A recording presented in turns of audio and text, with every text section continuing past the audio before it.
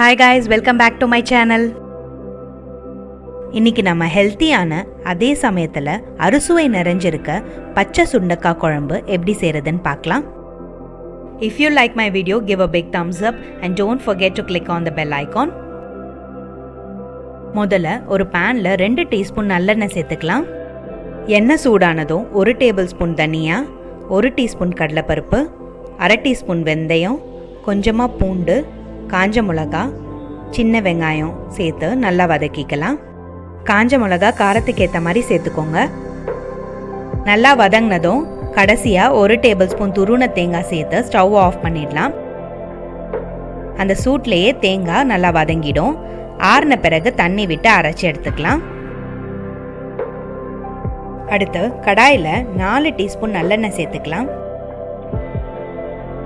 எண்ணெய் சூடானதும் 1/2 டீஸ்பூன் கடுகு, 1/4 டீஸ்பூன் வெந்தயம், கொஞ்சமாக சீரகம், பெருங்காயம், காஞ்ச மிளகா இதெல்லாம் சேர்த்து நல்லா பொரிய விடலாம். நல்லா ஃப்ரை ஆனதும் சின்ன வெங்காயம், பூண்டு, கருவேப்பிலை சேர்த்து நல்லா வதக்கிக்கலாம்.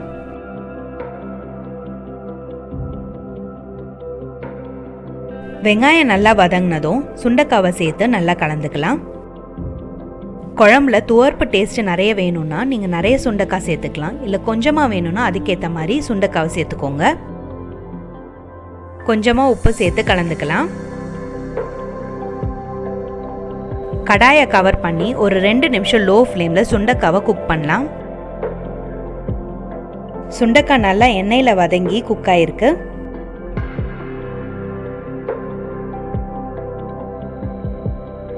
நம்ம அரைச்சி வச்சிருக்க மசாலாவை சுண்டைக்காவோட சேர்த்து நல்லா கலந்துக்கலாம்.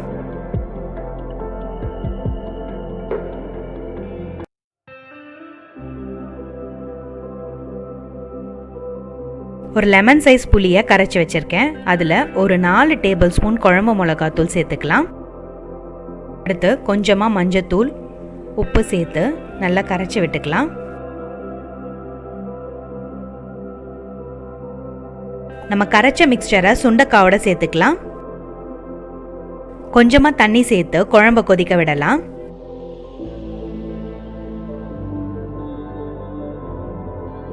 குழம்பை ஹை ஃப்ளேமில் வச்சு கொதிக்க விடுங்க. இந்த குழம்புல தக்காளியே சேர்க்காம வெறும் புளி மட்டும் யூஸ் பண்ணியிருக்கேன்.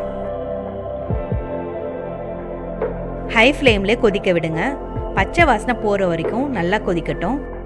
சுண்டைக்காய் அளவில் வேணால் சின்னதாக இருக்கலாம், ஆனால் அதில் அதிக சத்துக்கள் இருக்குது. அதனால் வாரத்தில் ஒரு முறையாவது உணவில் சேர்த்துக்கணும். நல்லா கொதித்ததும் கொஞ்சமாக வெல்லம் சேர்த்து கலந்துக்கலாம். குழம்போட டேஸ்ட்டு ரொம்ப நல்லாயிருக்கும். தண்ணி நல்லா சுண்டி எண்ணெய் நல்லா வெளியில் வந்துருச்சு. அவ்வளோதான், இந்த ஸ்டேஜில் ஸ்டவ் ஆஃப் பண்ணிவிடுங்க. நம்ம சுண்டைக்காய் குழம்பு ரெடி ஆயிடுச்சு. குழம்பை பார்க்கவே ரொம்ப சூப்பராக இருக்குது. கடைசியாக கொத்தமல்லி போட்டு கார்னிஷ் பண்ணிக்கலாம். இந்த சுண்டைக்காய் குழம்புல அறுசுவையான இனிப்பு, புளிப்பு, துவர்ப்பு, கசப்பு, உவர்ப்பு, கார்ப்பு எல்லாமே நிறைஞ்சு இருக்கு. சத்துகள் நிறைந்த இந்த சுண்டைக்காய் குழம்பை உங்கள் வீட்லேயும் ட்ரை பண்ணி மறக்காமல் உங்கள் கமெண்ட்ஸை ஷேர் பண்ணுங்கள். இன்னும் ஒரு டிஃப்ரெண்ட்டான ரெசிபியோட உங்களை மீட் பண்ணுறோம். Until then, it's bye from rasithurusi.